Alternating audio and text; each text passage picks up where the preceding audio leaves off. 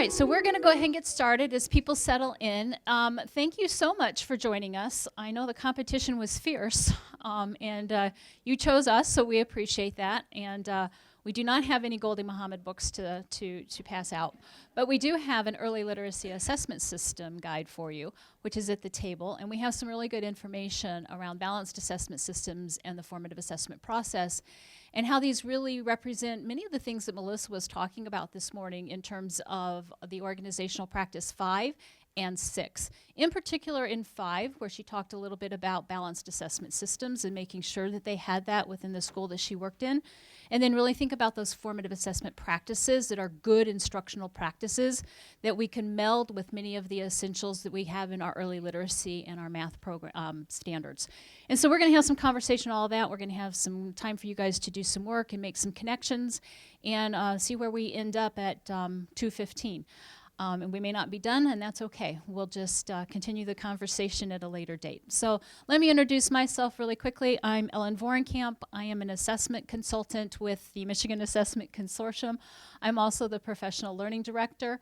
I just sort of reverted back to my former position. I was an assessment consultant at Wayne Risa.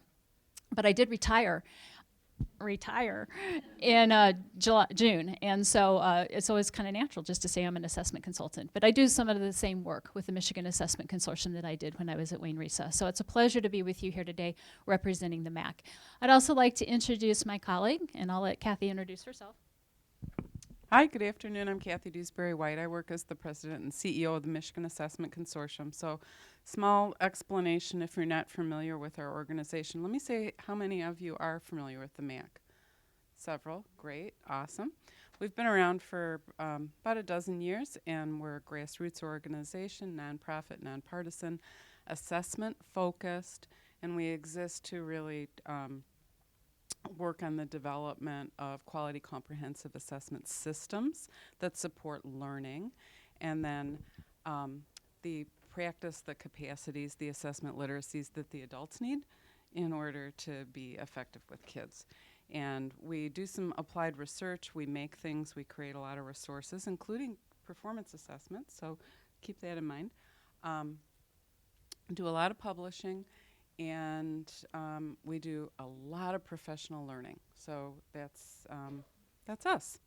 And we're interested in who you are. And so if we could just have a show of hands, how many of you are working as coaches, like literacy coaches? Yeah, that's our audience. Okay. And how many of you work from ISDs? Okay. And how many in local districts? Okay. How many building administrators are with us? Several. Who am I missing? What role am I missing? Teachers, yeah, yay, yay, yay, yay, yay. And what do you teach? Awesome. Okay, great. Okay, all right, very good. And I'm going to zip it back to Ellen so that we can get going. Thank you. So if you're interested in learning more about the MAC, if you just go to Michigan Assessment Consortium, all spelled out, unfortunately. MAC was already taken. MichiganAssessmentConsortium.org. You can see a lot of the things that we're doing. And we have a couple of slides towards the end that we'll share with you. So the purpose of this session is to really deepen your understanding around the formative assessment process and where it fits within a balanced assessment system, because we believe at the MAC that it's not all about high-stakes summative assessments and benchmark interim assessments. It's about what's going on in the classroom and how we're using the evidence that we collect from our interactions with the students on a daily basis. That's really important information, and we need to bring that to bear when we have our conversations.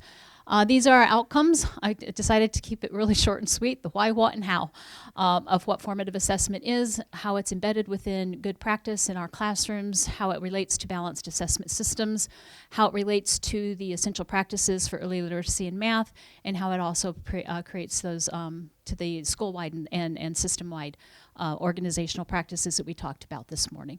And then we're also hoping that you will make some connections to your own work and how you might further the understanding and deepen the understanding of the people that you work with around the formative assessment process. So at your tables, we're going to start with just a quick activity, and it's going to be hard because we've got quite a few people in here. But there is a chart paper. And on that chart paper, what we would like you to do is just start to have some conversation at your table and jot down some initial thinking, just trying to activate your prior knowledge around formative assessment. So when you hear that term, formative assessment, what comes to mind? And if you would, just on that sheet of paper, just start to jot down some notes. If somebody could be the recorder and then just start yelling out stuff. Give you 4 or 5 minutes just to start thinking around formative assessment. What comes to mind when you think about formative assessment? As you finish up, if you could take your post-it paper and hang it on a wall somewhere around here so that we can refer back to it as we go along, that would be awesome. It's beautiful. You did a nice job. Do you want to maybe hang it up there as he takes your picture?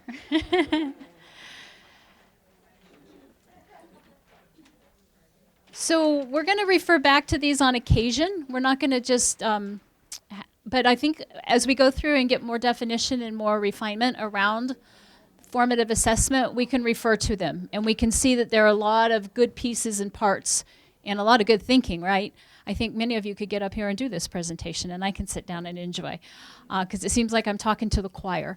But we're going to have some more information, and really what we're going to start off with really is the why. Why is it important that we talk about formative assessment, especially when we think about the students that are sitting in front of us on a daily basis within our classrooms? Love this quote by Koldarchi. It was given to us back in 22, so almost 21 years ago. And I think we still struggle with this, and I'm finding it hard to stand and read and be all at the same place at the same time. But a collection of assessments does not entail a system any more than a pile of bricks constitutes a house. So when we think about that, we think about how much we give our students in terms of assessment. I was talking with a colleague a couple of days ago, and she said starting yesterday, her daughter, who is in 6th, 7th grade, is going through 8 days of testing between now and the end of the school year. 8 days of testing, which is a lot of time, especially at that age and for that particular age group. And what information are we getting from that? And how do we use that information? And how do we ensure that it's giving us the entire picture of who that student is as a learner, not just 2 or 3 little pixels on who that student is? When you look at the essential practices and the organizational practices that the whole conference has been centered around, really we're concentrating on 5 and 6. And if you delve into 5, like Melissa did this morning, formative assessment, balanced assessment, making sure that we are looking at each and every student, making sure we know where those students are within that learning trajectory, making sure we're using that information, not just from the high-stakes summative assessments like our NWAs and our M-STEPs and our SATs and PSATs, but what's happening in the classroom becomes really essential, because that's the immediate information that is giving us that knowledge and understanding of where the students are and where they need to go next, and how we as the educators need to make sure that our resources are supporting that. The resources are giving us that information and letting us know how we need to modify, how we need to change, how we need to make adjustments. And then organization, the 6th practice around the organization, I think, is really important as well, because I have found in the work that I've done, especially in Wayne County, is that we get pockets of it, right? We get 1 or 2 teachers who really start to understand what balanced assessment systems look like in their classrooms and what the formative assessment process is, and they really start to dig in, and then they come up against all of these different policies and procedures and practices that make it very difficult to sustain and make it very difficult for them to share that practice with their colleagues. And so what we need is the leadership within those systems and within those buildings to understand what formative assessment is, how it fits into a balanced assessment system, so that we can make it part of the organization, not just pockets of excellence from one classroom to the next, but a whole system of excellence, pre-K through 12th grade. So that's really kind of what we're talking about. And I think Melissa, she had some great suggestions and ideas in terms of what she did at Sycamore that can really help us as we delve into some of this information. So I thought we would start with a definition of what a balanced assessment system is. And I'll just give you a moment to read that.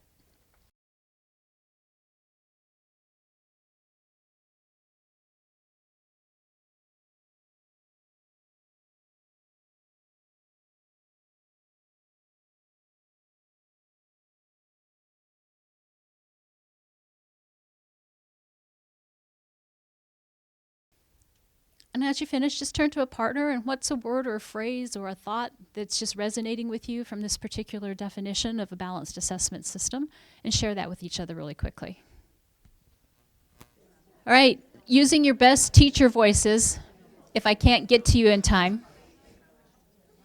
Anybody care to share a resonating word or thought that's just kind of sticking in your mind? Melissa?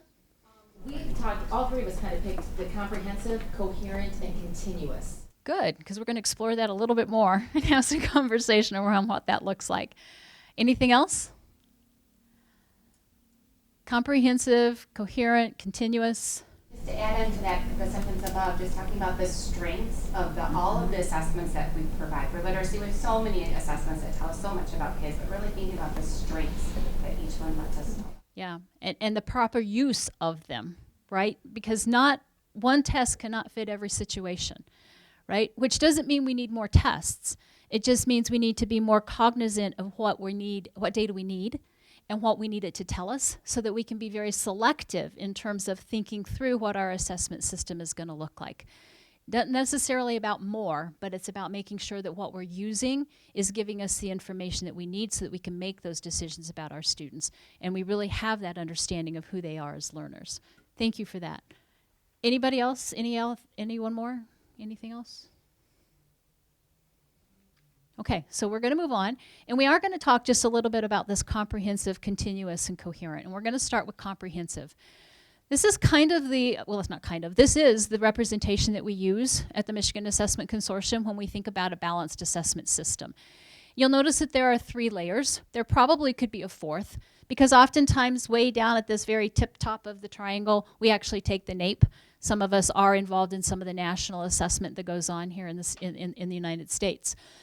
But thinking about the amount of information that we get from these various assessments at all of these 3 levels, we have to be really careful in thinking about how much credence we give them and how much time we spend when we're thinking about this comprehensive system and where the real power of the information that we're collecting is from. So for instance, we have the state level, right? And we put that at the very top of the triangle, and then we flip the triangle because it's the piece that's at the bottom. It's furthest away from the classroom. It's the piece that gives us the least amount of information. And in reality, it's the piece that gives us the least amount of information in terms of instruction and what instruction is going on in the classroom and how that, that information can be used in the classroom. I remember when I first started teaching, we did a lot of, well, it wasn't when I first started teaching, but when I first started teaching in Michigan, we did a lot of, back then it was the MEEP, right? And it was a lot of MEEP disaggregation. And we used to come in and do all of this data around all of these MEEP scores, thinking that it was going to help, you know, Janine sitting in my classroom tomorrow. Not going to help Janine sitting in my classroom tomorrow. When they switched it to the end of the year, right, we take it now, we get the results maybe in, what, September, October next year. It's a half year old. It's really not great information that's going to help with my students tomorrow in my classroom, figuring out where they need to go next in order to meet these learning targets. It is, however, good information to help evaluate learning at a high level, to think about what the school is doing in terms of resources. We know we need to do it because of accountability, and it becomes very important in those accountability circles. And we know that we need to do it to determine, you know, if our schools and our policies and our procedures and things that are in our school are giving us the information, and subgroups of students are performing the way that they need to, and you know, all of those things that we know that comes with the accountability piece at the state level. So there's a place, but it has to be balanced, right? It can't be all about the M-STEP. It can't be all about the SAT. It can't be all about the ACT. Then we next to our next level, which would be the district or school level. This is where we have a lot of the interim benchmark assessments. We know when the Return to Learn law came in a couple of years ago, we had to start giving those interim benchmarks. Most of us were doing that already anyway. Everybody flocked to probably NWEA. Now everybody's changing to iReady.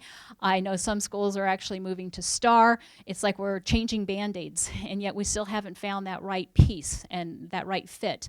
And so we're kind of going from one to the other, trying to see if we can get the information that we need.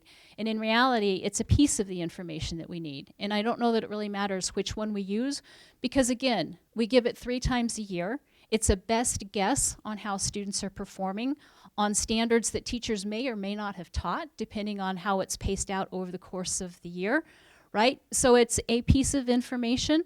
Take that with the state assessment. We get about 20% of the information that we need on who students are and how they are performing as learners in our classrooms. Where does the 80% come from? The classroom level, right? It's that purple place. It's what teachers are doing day to day, minute by minute in the classroom. The assessments that they're giving, the instructional tasks that they're giving, the questions that they're asking, everything that they're doing in their classroom, that's where the power is. That's where about 80% of what it is that we want and how we know what students are and how they learn comes from. We use that information to monitor and adjust our instruction. We help the students use it to monitor and adjust their learning. We use it to inform schools and students and parents, next level teachers on how our students are doing, if the resources that we have are working. And we use it to think about the next step within that learning process. And really, that's where the power is. And so when we think about a balanced assessment system and all of the different assessments that we give throughout the course of a year, from our summative pieces, MSTEP, PSAT, up to our NWEAs, up into the classroom assessment piece, we need to make sure that we are honoring all pieces. And I don't know, I've only been out of Wayne Risa for 6 months, but last time I was there, in the 33 districts that I worked in, there was still an awful lot of emphasis on the orange and the green. And when we would go to data meetings, there was still a lot of emphasis on how did your kids do on, you know, this piece and this piece. And when we had PLCs and they were asked to bring data, it still had a lot to do with that orange and green. We weren't to the point yet where we were bringing in some of the classroom formative pieces. And even then, if we did, it was the classroom summative pieces that were brought to the PLCs, as in the quizzes and the test. It still wasn't some of the actual assignments that we were giving the kids. And how aligned were those assignments? How aligned were the tasks? How aligned were, because all of that is assessment. All of that is assessment. Pretty much everything we do in our classroom is an assessment. If you think about it, and I think I already told you this, it's estimated that we spend about $7 billion as a nation on the orange and the green yearly. $7 billion a year on the orange and green. And yet it only gives us 20%. It only gives us 20% of the information that we need about our students. So the other 80% comes from the purple. How much do we spend a year on that? Not enough, right? Not enough. Which brings us to the continuous piece, right? Because that's where it's continuous. Here's an assessment truth number one. If you were to pick up your phone and you were to Google high stakes summative assessment equals student achievement, you won't find any research. No research out there. You know, Melissa was real clear about the research this morning. There would be no kind of anything up there that says that any kind of high stakes summative assessment does anything for any of our students sitting in our classrooms. And you know, quite honestly, none of it really says it will. I mean, they don't go around saying this is going to increase some, your test scores or your student achievement if they take the SAT, because that's not its purpose. Its purpose is to determine if they are ready to go to college and to sort and classify, right? That's its purpose. On the other hand, if you were to sit down and say formative assessment equals student achievement, you'll find a lot. And that's where the continuous piece comes into. So yes, it has to be comprehensive. We have to have all levels. We have to have information from all levels of the assessment system, but we need to pay particular attention to the classroom level. And when we talk about a balanced assessment system, what Rick Stiggins would say is we're out of balance because we're not paying enough attention to what's going on in the classrooms. Today, we're going to talk specifically about the formative assessment process within the classroom level of a balanced assessment system, but I don't want us to ignore the classroom summative assessment pieces as well. Because I don't know about you guys, but I have been in a lot of school districts where I have seen a lot of bad tests and quizzes that have been given to our students. And we make some pretty important decisions about kids' lives based on those quizzes and those tests. And so we need to think through that a little bit more carefully. But we're not talking about that today, but we are going to be talking about the formative assessment piece. So here's assessment truth number 2. All testing is assessment, but not all assessment is testing. So all testing is assessment, but all assessment is not testing. This is our good friend Dylan Willem, who wrote one of the first articles inside the black box and kind of coined the term of this set of practices that we put in place that we call formative assessment. He says that assessment is all those activities undertaken by teachers and or by their students which provide information to be used as feedback to modify the teaching and learning activities in which they are engaged. So think about that for a minute. If you had to sit down and start to create a list of all the activities undertaken by the teacher or the student that would count as assessment within each of the classrooms that you might visit on a regular basis, it'd probably be easier to talk about what's not an assessment than what is an assessment. And so I have kind of been on a kick over the past couple years to help teachers redefine that term assessment. Oftentimes when we go into classrooms, assessment and testing is used synonymously, and it's really not. And I think in our world, our students are over-tested, but under-assessed. In many cases, I believe that's true because we don't think of the assignments and the conferences and the questions that we ask and the projects and the performance tasks and the observations that we do, those short conversations. We don't think of those as assessment, and yet they are. Because every time we do anything like that, we are gathering evidence of student learning, and we make decisions about that evidence. We analyze that evidence, we interpret that evidence, and based on that evidence, we come back the next day and we do something different. Or we give feedback to the students and they come back the next day and they engage in something different. That's assessment. Within assessment, we also have tests and quizzes. Those are definitely on the more summative side. But all of the rest of that can be as formative as we want it to be. Just kind of off our heads, what makes the difference between one of those being summative and one of those being formative in a classroom setting? So like if I give you, go ahead, sorry. No, go ahead. When it takes place. When it takes place, excellent. When it takes place.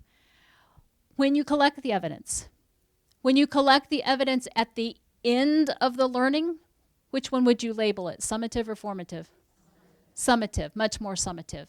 So formative is during the learning. It's while they're still practicing. It's before we have an expectation that they have actually accomplished what it is that we need them to do, and we're still giving them the opportunity to mess up, make mistakes, learn from those mistakes, and move themselves forward. What would be another consideration you would want to think about in terms of formative or summative when you're giving any one of those? Is it actionable? So can the student change, like you were just mentioning? Yeah. Right. So what are they going to do with that information, right? And how are they going to move it forward? If it's a test or a quiz and we feel like it's at the end of the learning opportunity, chances are I'm not going to have them go back and do a whole lot with it. I may let them do test corrections or something like that, but it's still a summative test, right? It's still a certification, an evaluation, a judgment of what they know. So that still kind of goes back to the timing. I think the next piece is what you and or your students do with that information. And if you continue to use it to learn, then it's going to be more formative. If you continue to use it to nudge them forward or to help you nudge them, if you continue to use it to help nudge the students forward or they use it to nudge themselves forward, then it's formative. But if we're using it to make a judgment, then I would say it would be more summative in nature. Okay? I think grading comes into it as well. And I think oftentimes what happens in our classrooms is we take a lot of formative things, not so much questions, but definitely assignments and tasks, things that we used to call homework that we now just call evidence. I'm trying to start a revolution and say no more homework, no more classwork. It's a task or it's an event because I need evidence. And it's not that you didn't turn in your homework, it's you didn't turn in your evidence. And based on that, I don't know what to do with you today. So you're going to work with me while the other kids are doing other activities based on their evidence that they gave me because I know where Johnny is and Johnny needs to do this. You get to stay with me. Once you prove to me what you know, then I'll say, then you can go do what you need to do. But we got to quit calling it work because it's not. It's evidence. You know, I need your evidence. I need to know where you're at so that I need to know what to give you next. And by the way, this is not me. This is Ken O'Connor. I just stole him from Ken O'Connor because that's what good educators do, right? They hear something and they steal it. So But I often think that oftentimes we teach something the very first time. We give the kids some homework to go and do. We collect the homework, we put a grade on it, and we've taken something that should be practice, that should be formative in nature, and we've made it summative. We've made a judgment. And in our educational system, the way it's set up right now, rewards kids who learn quickly. We do not have a whole bunch of kids sitting in front of us anymore, I don't know if they ever did, that learn quickly. We have to give them the time. We have to give them the gift of time. We have to help them recognize that learning is a journey and that we have to make mistakes, but we don't need to be penalized for those mistakes. We need to be able to recover from those mistakes. So if you have any kind of pull in any of the districts that you work in around grading policies and grading practices, we need to start having those conversations too. And I'm not talking about going to standards-based grading, although that would be lovely. I'm talking about rethinking the way that we give zeros, rethinking the way that we give extra credit, rethinking the way that we take points off for something that's turned in 10 minutes late and it's half off, rethinking about the definition of grades and what grades represent. Is it about compliance or is it about student achievement, right? And if student achievement is what we're going for, which is what we should be going for, then we really need to make sure that we're allowing the kids to achieve, not just be compliant, right? So sorry, I'll get off my soapbox there. But this is really where the majority of the decisions are made, and we're going to talk more about the formative assessment process. So I told you earlier that if you were to sit and Google summative assessment equals student achievement, you wouldn't find anything. But if you were to Google formative assessment, back in 2007, when Dylan Willem actually wrote this paper, Changing Classroom Practice, there were at least 5 reviews that had synthesized more than 4,000 research studies around formative assessment and the practices that are embedded within the formative assessment process. I actually had the opportunity to see Dylan Willem in 2019, right before we shut down for COVID, and he had changed that number to about 6,000, but that was a verbal, I didn't ever see it in writing anywhere. 6,000 different researchers that have gone through and talked about the power of this set of practices that we call formative assessment and how impactful they can be for our students. When implemented well, it can double the speed of learning. And I've heard it actually, again, from Dylan Willem, but again, in person, I haven't seen it in writing, triple the speed of learning. That's powerful. That's huge. And the message was clear, especially back when they did the initial research inside the black box. The largest gains were for our lowest performing students. It doesn't hurt our top performing students, although they've learned how to play the game and they're going to be fine regardless, but it has really helped bring up and close that achievement gap with our lower achieving students actually rising up, not kind of trying to bring the top down in order to close that gap. This is Rick Stiggins. He says, if you wish to maximize student achievement in the U.S., we must pay greater attention to the improvement of classroom assessment. He says both assessment of learning, which would be your summative, and assessment for learning, which is your formative, are essential. One is currently in place and the other is not. Back in 2002, 21 years ago, and I don't know that we've changed a whole lot because we still seem to have a huge emphasis on high-stakes summative, MSTEP, NWA, and we still haven't trained teachers and had the conversation with teachers and our administrators around what good formative assessment practices look like in many of our schools and districts. All right, talked a lot there in a few minutes. Turn and learn. Talk to a partner. Explore a thought, idea, connection to your own context that might be resonating with you. And if we mentioned anything that you have on your Post-it notes, give yourselves a star. If there is anything that you want to add, feel free to do that as well. You might want to, if this were in a classroom and we were doing a formative activity, I would have them put a line. So everything above the line would be like what they came into the conversation with, and then everything below the line would be the impact. So you could kind of see what they're activating, what they knew when they came in, and then what they learned. It's kind of a neat little formative assessment tool. But yeah, just have a quick conversation, give you about 4 or 5 minutes just to kind of share anything that might be resonating with you. All right, so we're going to delve a little bit deeper into this formative assessment and this idea of formative assessment. And in this piece, we're going to be helped by Margaret Heritage. Dr. Margaret Heritage is a worldwide renowned researcher around formative assessment and the formative assessment practices. And she wrote a book recently called Formative Assessment in the Disciplines. And in this book, she talked about how formative assessment is a set of practices that is embedded in ambitious teaching, that is helped by deep disciplinary knowledge, and reflective teachers who think about their habits of practice and work to get better at their practice. And so we're going to examine each of these 4 pieces of this triangle. And if you're interested, the Michigan Assessment Consortium in August is going to be having a conference. We call it the Building a Better Assessment Future Conference. And at that conference, Margaret Heritage will be one of our keynote speakers. Rick Stiggins is also coming to Michigan to help us with an Assessment Learning Network, which will be in October of 2023. But Margaret Heritage will be here in August, and she may speak to this a little bit, but I'm going to give you a preview of her book. This is a definition of formative assessment. This was created by the CCSSO, which stands for the Chief Council of State School Officers. So back in 2017, this would have been all of the Dr. Michael Rices across the 50 states. They have this organization where they all get together and they try to standardize throughout all 50 states and some of the territories some common things, balanced assessment being one of them, formative assessment being one of them. At this point in time, Margaret Heritage was the lead of this particular FAST-SCAS committee, which stands for Formative Assessments for Students and Teachers, and I don't know what SCAS stands for, so I'm not going to even try. And they got a whole group of people together to come up with a standardized definition of formative assessment that every state across the United States could live into. So take a minute, look at it, and see if there are any words in there that are resonating with you. And maybe these are words that actually showed up on your charts, and so you can re-emphasize them. So take a minute and read.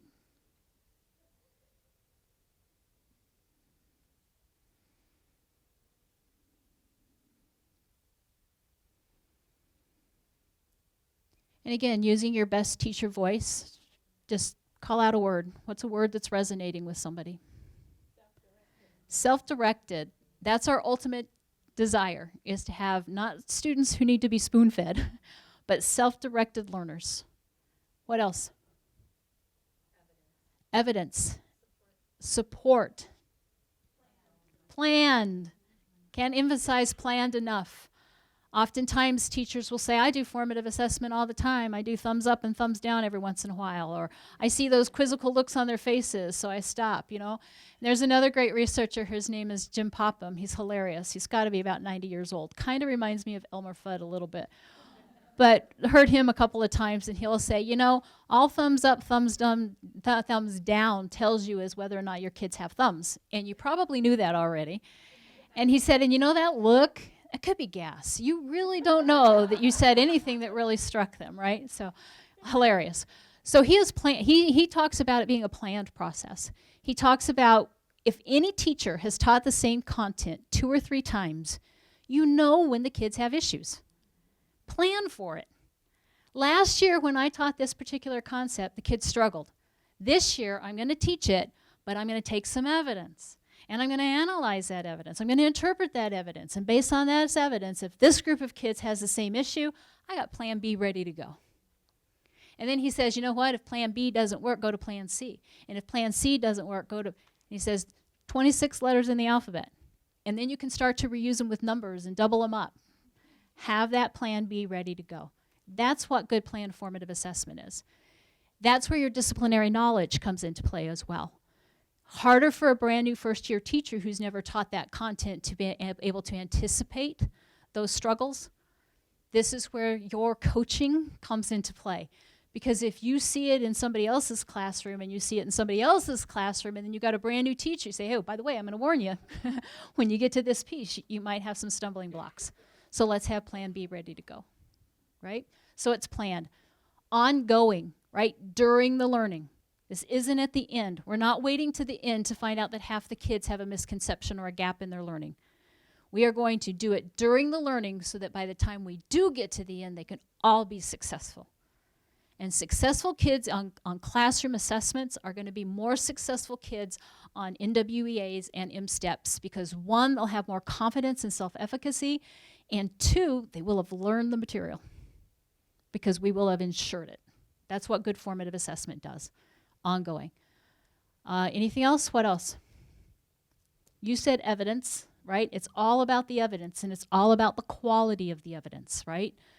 So when we get to coherent, we have to make sure that the evidence that we're collecting through the activities, through the tasks, through the questions, through the quizzes, through the tests, are all aligned with our outcomes and what it is that we need our students to know and be able to do in order to be successful and proficient at whatever content or whatever grade level they happen to be.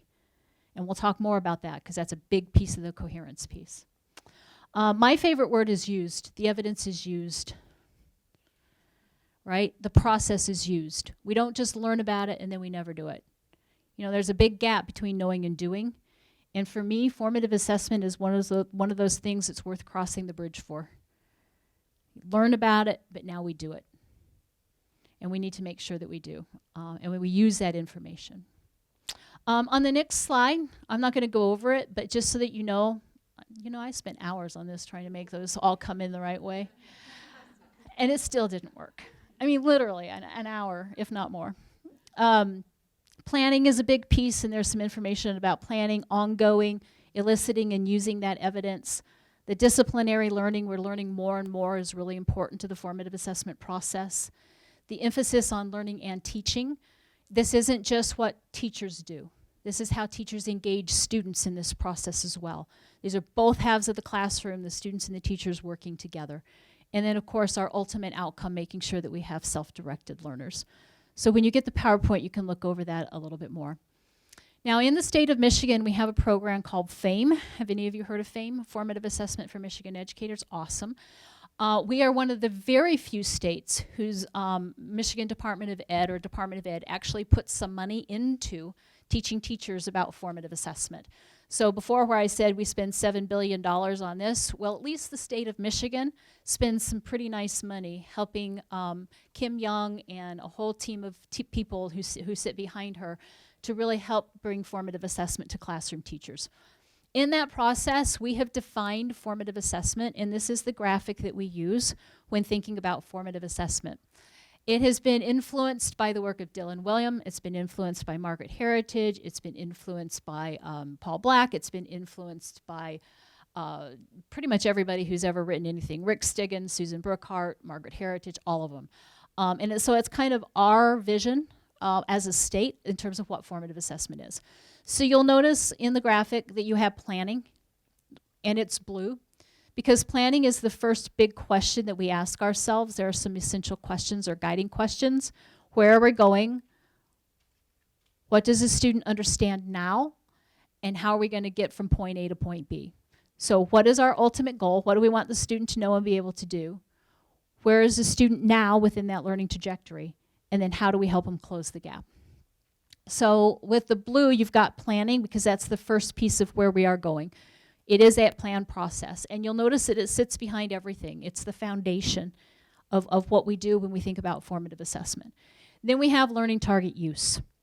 We also want to talk a little bit about guaranteed viable curriculum and making sure that we have clear, consistent, shared understanding around the learning targets and what proficiency on those learning targets looks like, so that if you're teaching third grade and I'm teaching third grade and you've got third grade, that we have a similar understanding so that kids are coming out of third grade with a similar body of knowledge to move into fourth grade. So the fourth grade teacher doesn't, wow, what did these kids, and then have to try to reteach everything. Typically what we would really love is if that fourth grade teacher gets the kids, she wouldn't be able to say whose class these kids came from, right? Because we have that similar shared understanding. And then we use the learning targets. We don't just say it. We don't just do priority standards and then never live into them. We use them. We use them to guide the teaching and learning that's going and the evidence gathering that's in our classrooms. So planning and learning target use are, where are we going? What is it that we want students to know and be able to do? What does the student understand now? That's our next big question. That's the green. That's the eliciting evidence of student understanding. That's when we ensure that all the activities and all the tasks and all of the things that we're engaging our students in on a daily basis align with those learning targets and are giving us evidence as to whether or not the students are where they need to be. And if not, then we move into that next piece where we start to think about feedback. not numbers and not scores, but words, feedback. You know, how many of you learned how to play a sport when you were younger? And most of the time when your coach came up, he didn't say, oh, that was a 3.2. Good luck. You know, good luck trying to improve on. He would normally say, you know, your feet weren't in the right position, your body needed to be, your hand, you know, give you words, feedback, you know. That's what we need. And then also making those instructional decisions in terms of what we need to modify and change in terms of our teaching and learning practices. So color-coded, you've got the blue, green, and orange. You've got the 5 what we call components or practices of the formative assessment process: planning, learning target use, eliciting evidence of student learning, formative feedback, and then instructional and learning decisions.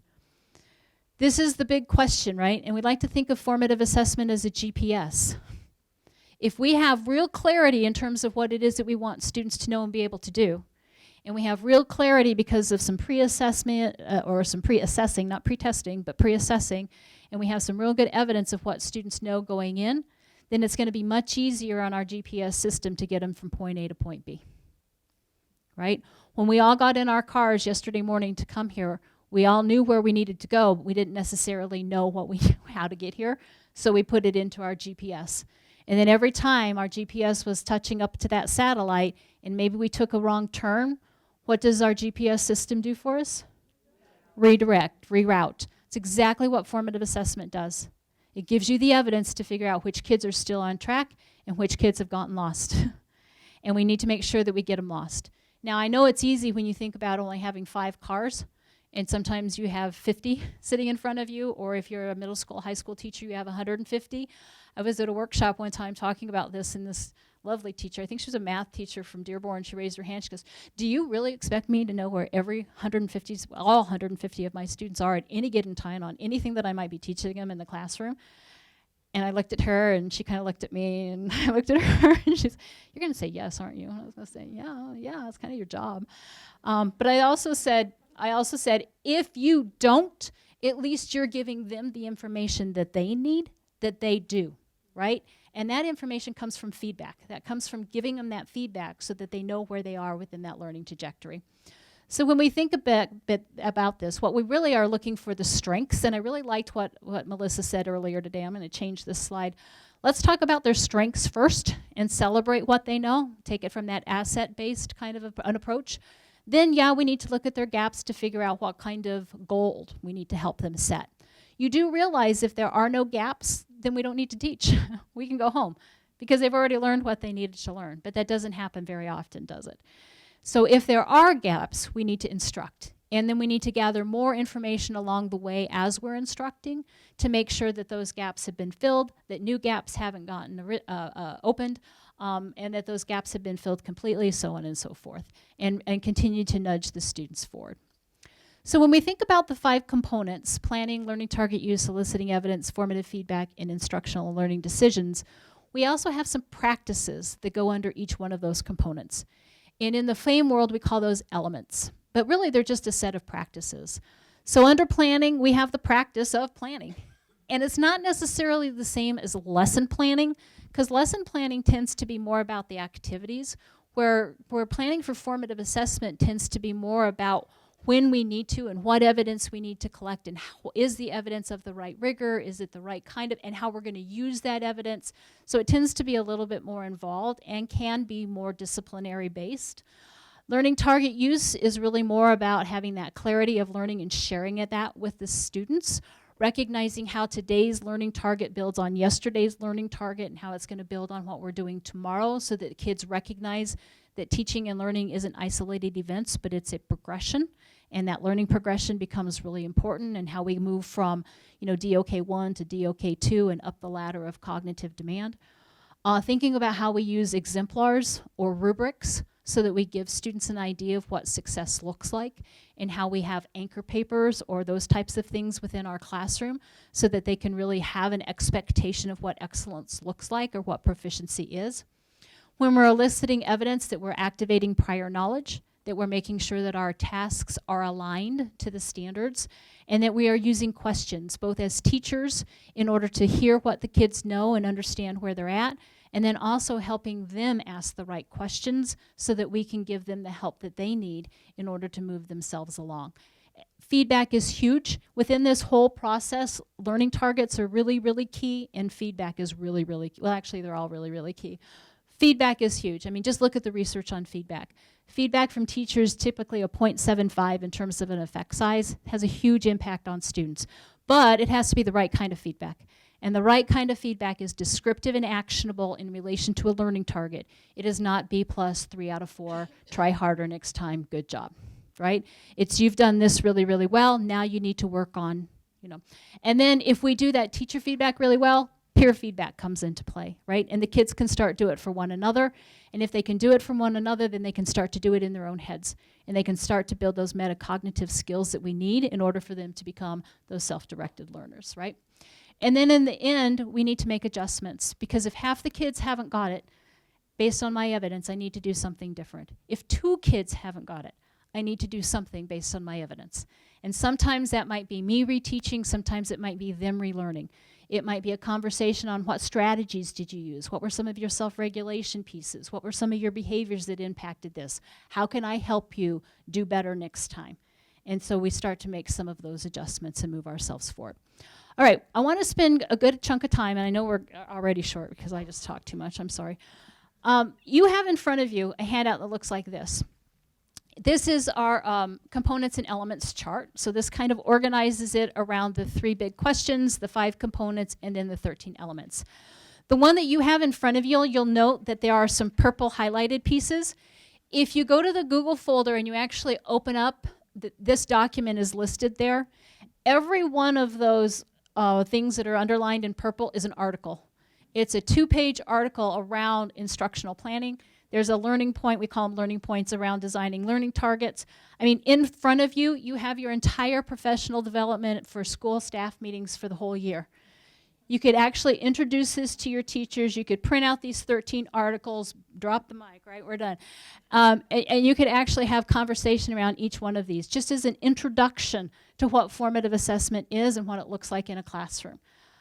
So what I'd like you to do now is just kind of think through some of these pieces and just get a little bit more familiar with these elements. And then what I'm going to ask you to do is pull out your early literacy essential, what do we call them? Not the organization ones, the actual content ones. So either the pre-K3 literacy standards essentials or the math essentials. You can use whichever one is applicable to your own context.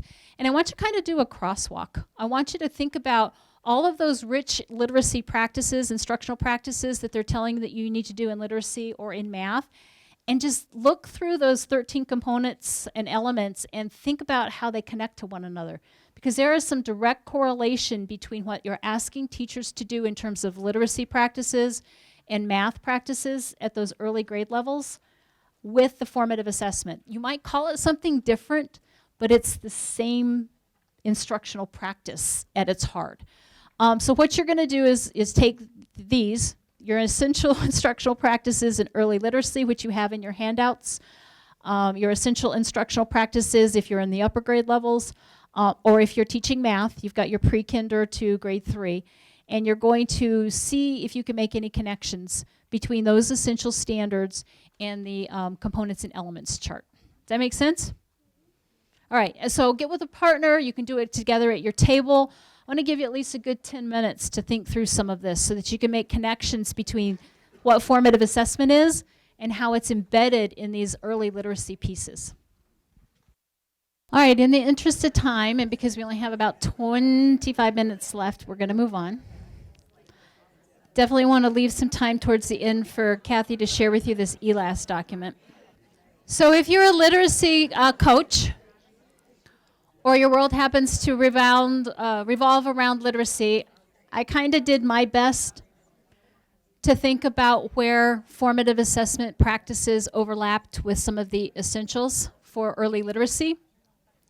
And I thought that in terms of planning, well, Essential 9 is all about formative assessment, right? That big piece. But I thought for planning, Essential 1 sort of fit in there as well. as well as 9. For learning target use, I can't see, they're so small.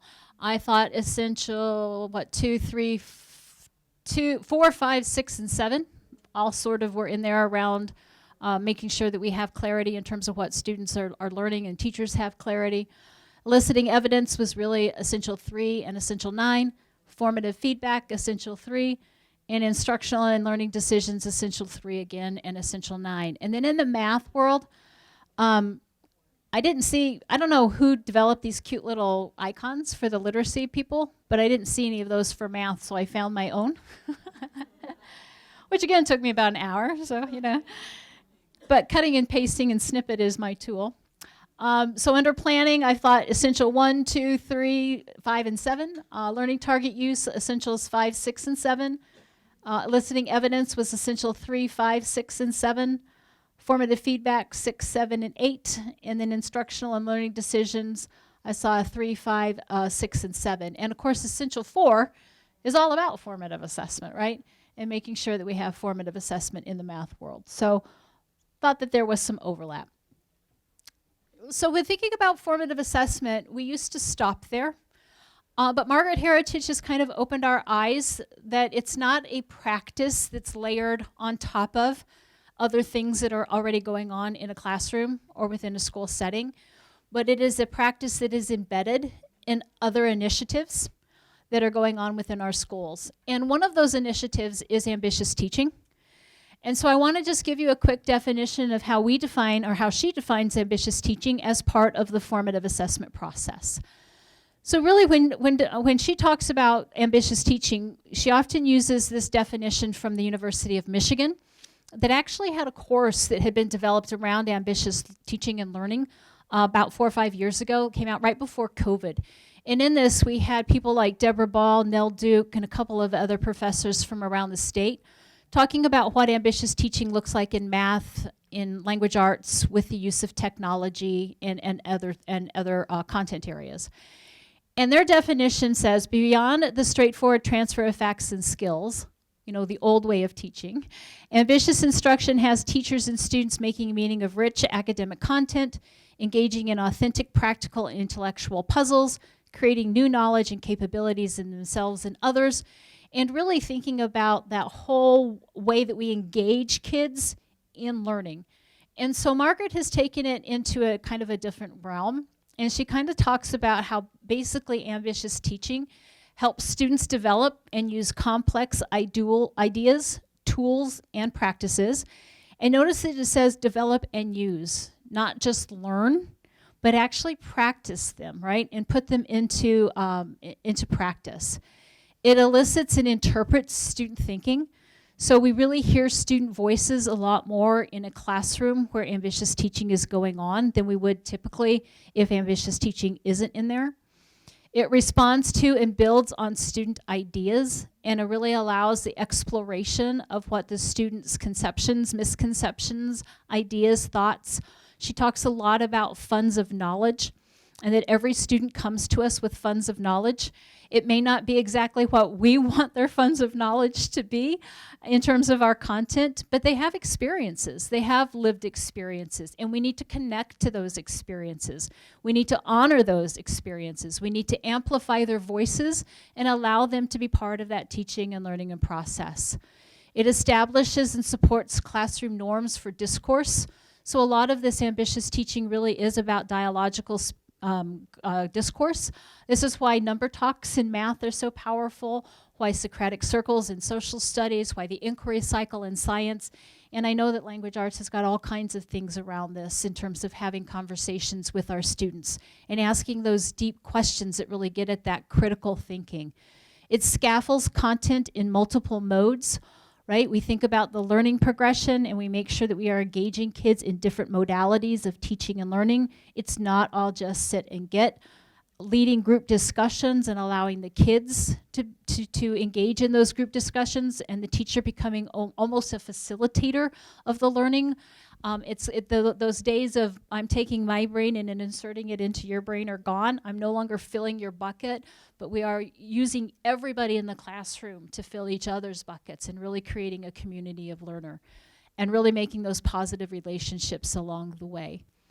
If we have teachers who are doing that, then we have students that are learning ambitiously, which really then helps them think critically and creatively and metacognitively. You know, that metacognition comes naturally to some students. They tend to usually be our higher flyers. So sometimes we are going to have to teach this to our students and really help them think about how they think and what is impacting their thinking and their metacognition. We really want students who develop that inquiry and can ask those really good questions. If you go online and you look for Bloom's taxonomy and questions, there's some really nice question starters that you can give your kids. I would always encourage teachers to laminate it and have kids, and kids would ask, a real simple, level 1 in terms of Bloom's taxonomy questions, like, no, ask me a harder one, and challenge the kids to come up with some of those deeper, higher order thinking questions. I love this piece. We want kids to become apprentices to the discipline. So we're not teaching them about writing. We're not teaching them about reading. We're teaching them to be writers. We're teaching them to be authors. We're teaching them to be poets. We're teaching them to be scientists. We're not learning math. We're becoming mathematicians, right? And really it's a difference in the way that we talk and the way that we say things in our classrooms. It's just like changing the word from homework to evidence. Our words matter, and we need to start thinking about how we're using these words. And then we need our actions to follow our words, right? Because if we want them to become scientists, we don't give them a list of vocabulary in a book and say, go define these words. We do rich instructional activities where they are investigating things and they're actually doing things that a scientist would do. So we learn how to engage in discourse, and they collaborate, share ideas, and work together. So that's what teaching and learning is about, and it's really becoming, I changed this 100 times, self-regulated learners, not elf-regulated learners. But if you have a couple of little elves in your classroom, that's going to be okay too. This is kind of like the kind of a rephrasing of pretty much everything we just said. But these are kind of like your success criteria. If you really see really good, ambitious teaching and learning going on in the classroom, this is what you would want to see. That would be your success criteria. And ironically, many of these also overlap with your essential practices, and many of them overlap with your observation tools, as does a lot of the formative assessment process. I don't know if any of you have any responsibility for doing any teacher observation, but if you got out Marzano, if you got out Thoughtful Classrooms, if you've got out Charlotte Danielson, many of these same practices are embedded within those as well. This isn't all coming from different bodies of research. This is all coming from the same research about what works best in schools. So when you put the practices of formative assessment around the practices of ambitious teaching, this is what we want students and teachers to do. We want them to build safe and supportive relationships that engage learners. We want them to plan for the formative assessment process. We want them to use authentic and appropriately rigorous assessment opportunities to gather evidence of student learning. That doesn't mean I want them to give them a bunch of hard and more. That's not what I'm talking about, because rigor is not a 4-letter word. It's not hard and it's not more. It's academically rigorous and appropriate for that particular grade level that allows them to think critically, not just, do more. We want them to employ quality teaching, questioning, and feedback strategies. We want teachers to engage students in peer and self-assessment. We want to develop and use clear learning targets and success criteria. We want to make sure that we're using exemplars and rubrics, checklists if you want to. We want to engage in rich, productive learning activities and tasks, not homework. We want them to adjust teaching and learning as appropriate, and we want them to reflect on their practice, and do better when we need to do better. If we can do formative assessment really well, then we will get those students who have that learner agency. And when we think about learner agency, we think about students who aren't just sitting and getting, but students who are exploring, asking, listening, experimenting, reflecting, striving, and becoming. That list comes from Developing Assessment-Capable Learners from Fisher and Fry. So, 10 words or less. We're going to skip it. We don't have time. All right. We're just going to hit this really quickly, and this has to do with the disciplinary knowledge. One of the things that Margaret has really become to realize over the last 4 or 5 years in doing this work. And Margaret has done a lot of her research here in the state of Michigan with our FAME teams, which is really exciting. So we've really had an impact on what she's taking nationally and internationally. She really believes that the more that a teacher understands the content that they're teaching their students and how students learn that content, the better off they will be in terms of the formative assessment practices that they can employ within their classrooms, and the better that they will be able to teach ambitiously. So the fact that we have this body of research around what formative assessment is, but then we also have this body of research around how to really get reading across to kids and to really get kids to be engaged as readers or mathematicians, bringing these together is where the power is, because they're not working in isolation. They are working in concert with one another. And the more that we can recognize that these practices and these instructional strategies work and complement one another, the better off we will be. So when we have conversations with our teachers and we're doing some coaching around an assessment literacy piece, we can also bring in a literacy piece and a best practice in terms of teaching reading that correlates with that assessment piece, or a best practice in teaching math that correlates, like number sense, right? Or number talks, and how that is part of that formative assessment process. So I think it's incumbent upon us in this room, as most of you are primarily instructional coaches, to help them make the connection that when you're asking that question, you are assessing that student. When you're asking them to show their work, you are assessing that student. When you're asking them to do, I'll say it, a worksheet, which I would rather say a task around multiplication, that they are giving you evidence that is an assessment of where they're at that you're going to use to determine where they go next in their learning. The more that we can use that type of language and embed these practices and meld them together, I know we like to use the word braid now, braid them together, the better off we're going to be. And in the end, we want to make sure, I'll just come back, because we want to make sure that we are helping teachers reflect.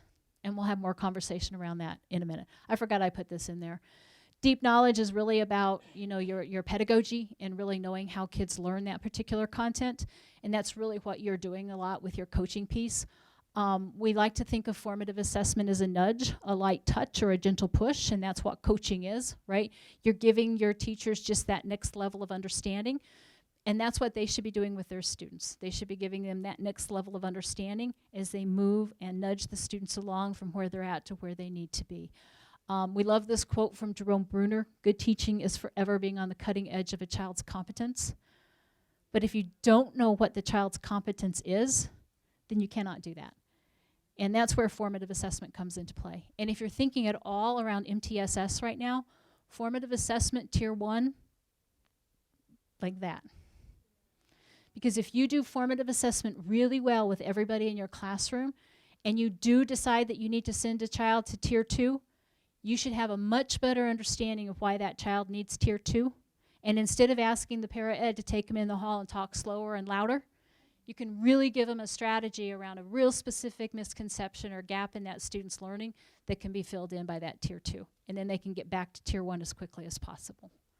And we won't talk about tier 3 because that sometimes is some other issues going on.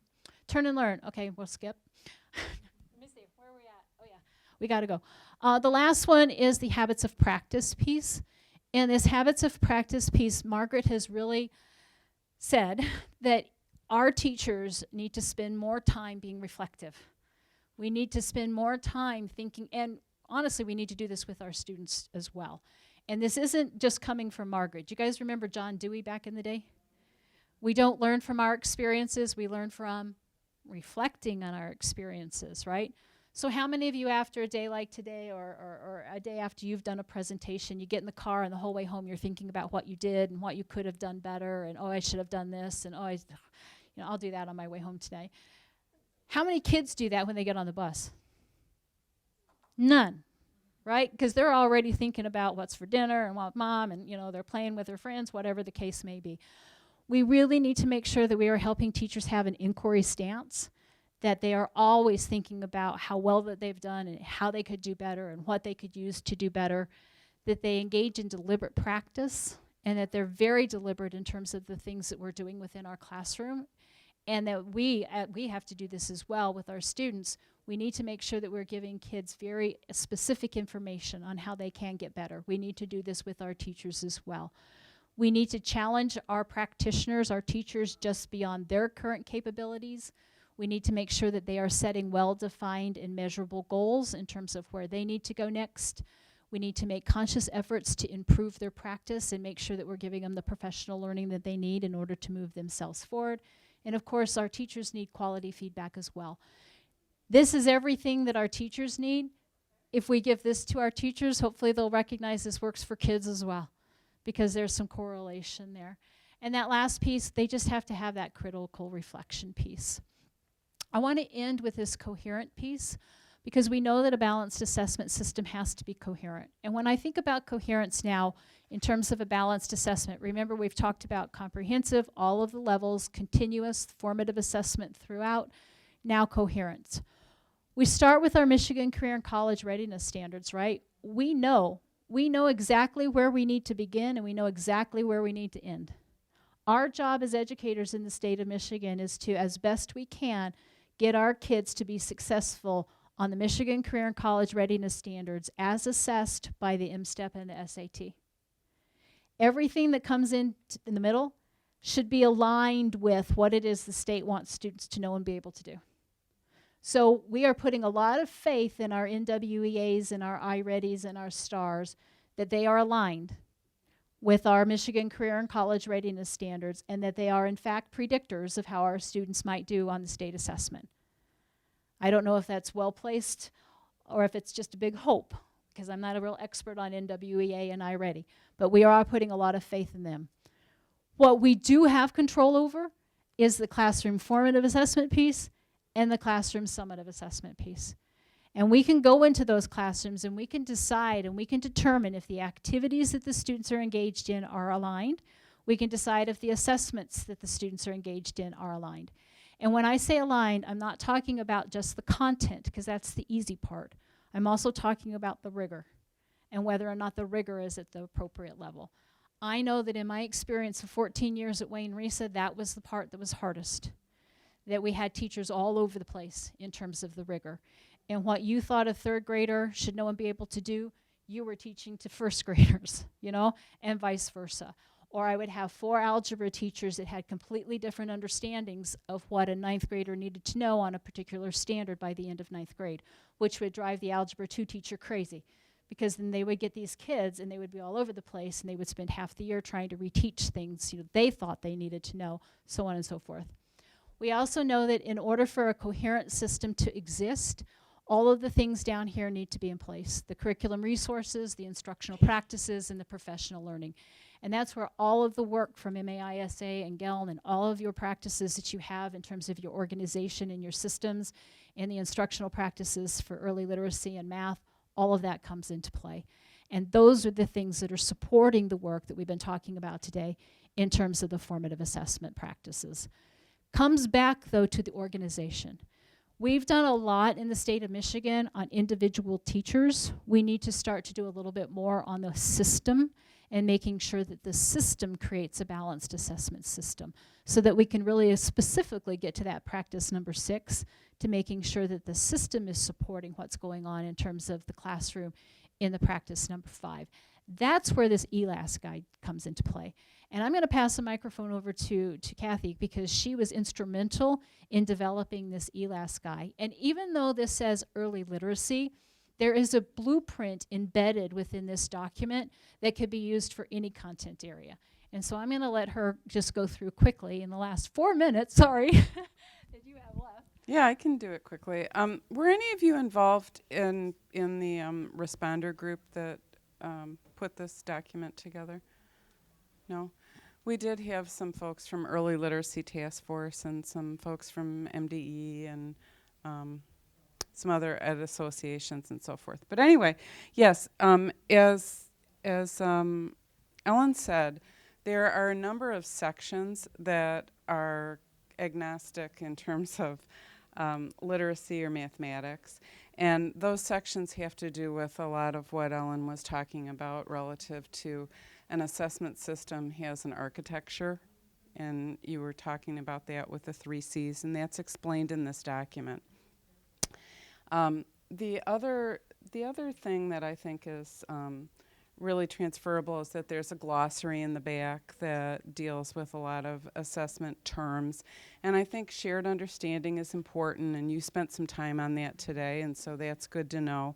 This particular document is also housed on our website on a landing page. And the benefit of pulling it off of the web is that many of the resources are hyperlinked. So when you're directed to a number of things, you can get them right off the hyperlink. The other transportable pieces of this document to mathematics and other content areas are a whole chapter about professional learning, and that as adults, when we get into deepening our practice, it's really through collaborative inquiry. And I know you guys are familiar with that. So in terms of a design for professional learning that works with adults, there's a chapter on that. And then there's a chapter that was contributed to by Melissa Usiak, and that has to do really with what you were talking about, I guess, this morning. I'm sorry I wasn't a part of the session, but in terms of the organizational and center-wide practices. And so you can get that. Now, what is unique to literacy is that there's a wonderful chapter that talks about how literacy develops through an individual's life. So, talking about, yes, K-3, but then when you get into older grades, and then even after, right, post K-12, what's happening in terms of how literacy develops. And then what are the implications for, and there are actually a set of principles that are like, oh, this is what we should be looking for in terms of our assessment practice when we think about the complexity of how literacy develops. So that's unique to literacy in this document. And then there's a wonderful section, and here's the other piece that's unique, is there's a whole chapter that just breaks down the measures, because for literacy, you guys have because of Read by grade 3, right? You carry a lot of burden in terms of what measures you're going to use.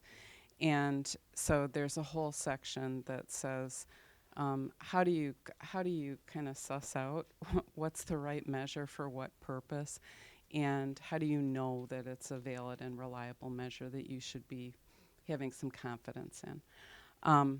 And then there's a section about formative assessment, and the actual vignette is a literacy example. So that, but the structure of the vignette could be transferable to mathematics. So that's the gist in terms of what's in here. And I hope you'll enjoy it and visit the website where the document is, because in addition to being able to download this large document, there's an executive report that you can download, and then there's little videos that talk about the different sections that I just talked about, and some additions too, because we likewise said, if you want to be thinking about how you embed any kind of implementation and innovation work into your continuous improvement plan, there's a little heads up for how to go about that. So I think that's the gist. Okay. There's also a couple of slides there. Yeah. But Yeah, you know what? That's important. Actually, that's important, because when I was saying, we had a principal contributor group that developed this, so the researchers, right, and the scholars for the different chapters and sections. And then we had the folks that are like you, that would be the implementers, that were the responder group. And every time we met with the responder group, we were getting great advice. And they actually convinced us to reorganize the whole thing and do it in a way where we actually said, you know, when it comes to like articulating what is the assessment system that we're going to design and live into for a specific discipline, right? It's a process, and it happens in, you know, kind of a phase 1, phase 2, phase 3. And so the document likewise organizes itself in that manner. Yeah. Okay. All right, so we need to let you go, but just if you get into the Google folder for the conference and you look at this PowerPoint, we do have a couple of slides of some upcoming professional learning opportunities that are offered by the MAC. Each one of those are hyperlinked, so if you're interested, if you've got some new teachers and you want to get them involved in some learning around assessment in general and become more assessment literate, we've got the Assessment Learning Institute. We have the conference that I already told you about, the Building a Better Assessment Future, where Susan Brookhart and Margaret Heritage and a couple of others will be with us. We have another program, it's called ABCA, and it's got 2 factions, one for local educational agencies and then one for ISD consultants who want to create a team and come together and learn more about assessment literacy and balanced assessment and have a shared understanding so that when you go out into your districts, you are all coming from the same verbiage and having the same understanding and not giving cross messages to your constituents. We also have the Assessment Learning Network, and you can read more about that. And if you're not doing anything next Monday, we have Jan Chapuis coming to talk to us about 10 assessment goals that all school leaders need to know. It's a book study, but if you haven't read the book study, you could use it as a kickoff and then read the book. Most of us that are attending have already read the book, and we're using it kind of as a kind of culminating activity, but you could do the reverse. It's an excellent book, and it's got just 10 things that every assessment leader should know about, every school leader. And then for the end, that's the MAC website, michiganassessmentconsortium.org. And those are our emails and phone numbers. If you have any questions or if you'd like any further information on any of this, feel free to reach out. I have a couple of cards if anybody would like them. I'm sure Kathy does as well. Thank you guys very much for your time and attention. And I just want to note that I would have been on time if I'd had my extra 15 minutes. And you could have turned and talked at least one more time. So.